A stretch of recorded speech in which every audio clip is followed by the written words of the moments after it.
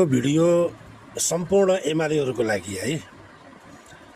जति पनि एमाले दाजुभाइ दिदीबहिनीहरू बुवा आमाहरू हुनुहुन्छ होइन, सबैजनालाई चाहिँ म सुवेदी केटोको तर्फबाट चाहिँ नमस्कार है। तपाईँहरू अनि हामी सबै हामी पालि नै हौँ है।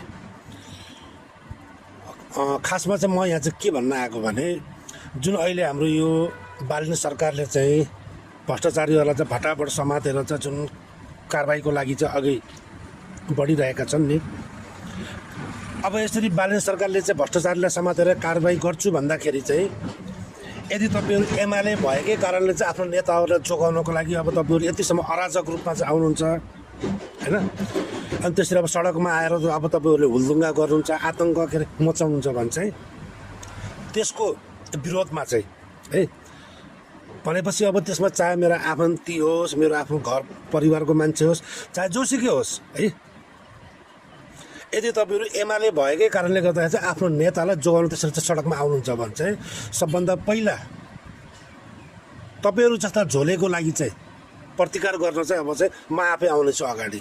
जसले के अरे यो देशबाट चाहिँ भ्रष्टाचारीहरूको चाहिँ पत्ता साफ होस् भन्ने चाहनुहुन्छ, उहाँ सबैजना चाहिँ अब चाहिँ रोडमा आउनुहुन्छ। हेर्नुहोस्, तपाईँहरू जस्ता एमाले झोलेको चाहिँ प्रतिकारको लागि है। भनेपछि अब यति कुरा चाहिँ तपाईँहरूले चाहिँ यहाँभित्र चाहिँ घुसाउनु होला। यहाँ चाहिँ अब यो कुरालाई चाहे तपाईँहरूले वार्निङ सम्झिनुहोस् अथवा कुनै पनि तरिकाले हेर्नुहोस्, सिधा कुरा चाहिँ यही हो है। अब यो अहिलेको सरकारले चाहिँ राम्रो कामको सुरुवात गरिरहेको छ, भ्रष्टाचारीहरूलाई चाहिँ समातिरहेको छ।